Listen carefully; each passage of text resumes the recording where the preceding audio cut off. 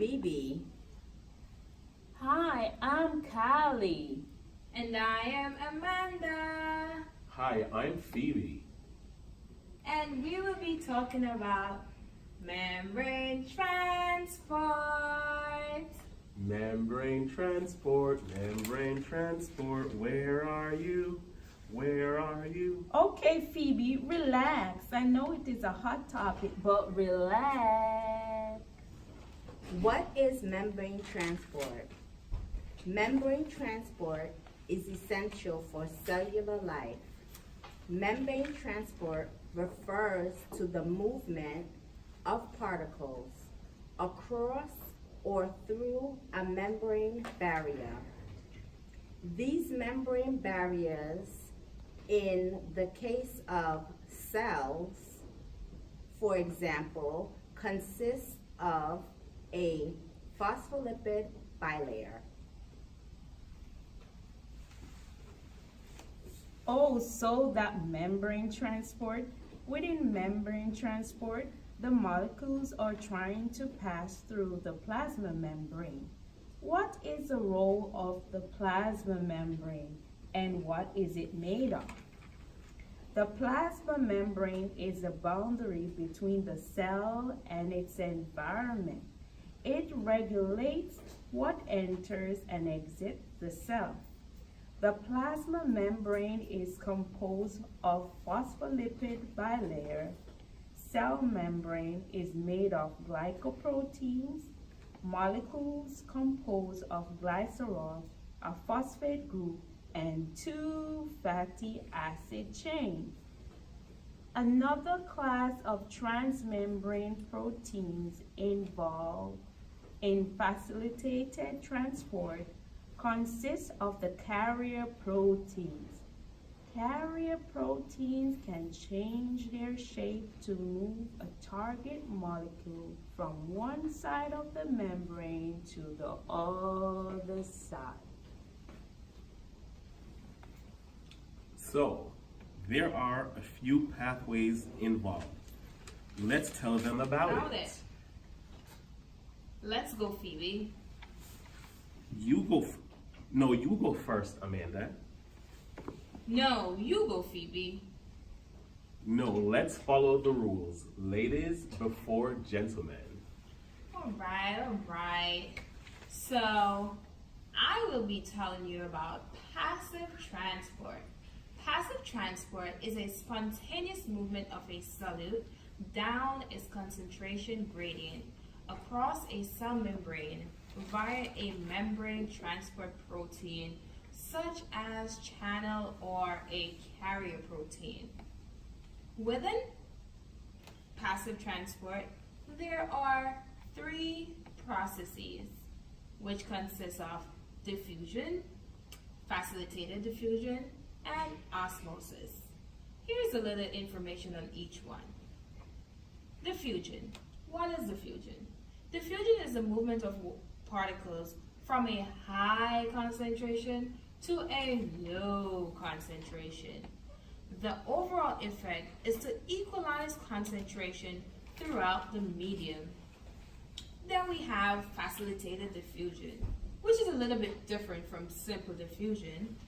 Facilitated diffusion, molecules diffuse across a plasma membrane with the assistance from a membrane protein, such as channel or carrier proteins.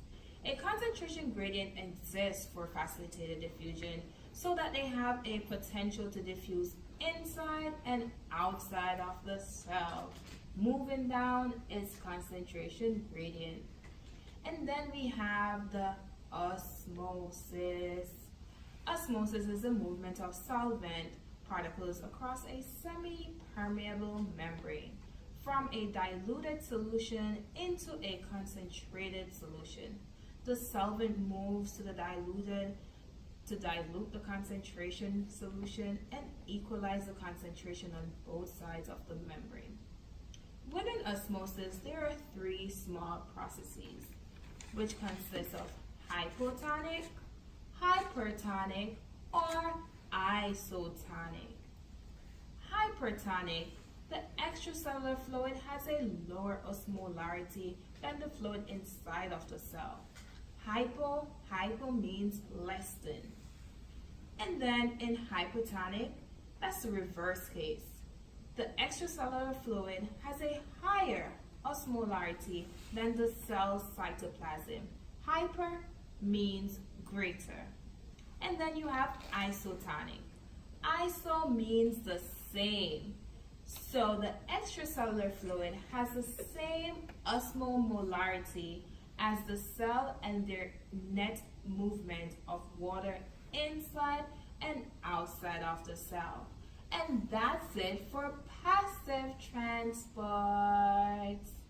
Now, Phoebe, go. Oh, really? That's super fast. I am not ready yet. Catch me next year. Bye. Phoebe, let's go. Okay, guys, the next one is active transport. Active transport is the movement of a solute across a membrane against its electrochemical gradient. It requires an input of energy such as that provided by ATP hydrolysis. Primary active transport directly uses a source of chemical energy, example ATP, to move molecules across a membrane against their gradients. Secondary active transport, or cotransport, on the other hand, uses an electrochemical gradient generated by active transport as an energy source to move molecules against their gradient, and thus does not directly require a chemical source of energy such as ATP.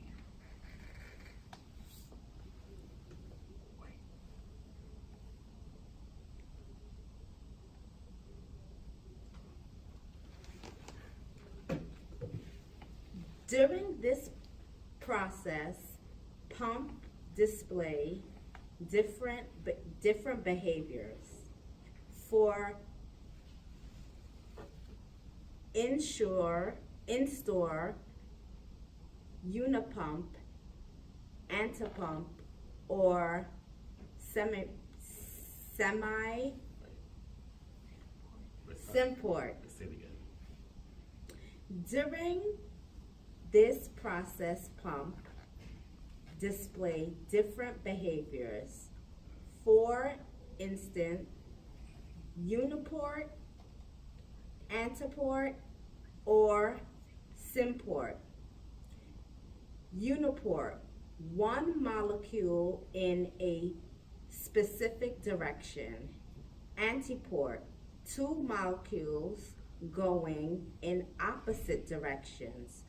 For example, Na plus K plus pump. Simport, two molecule groups in the same direction.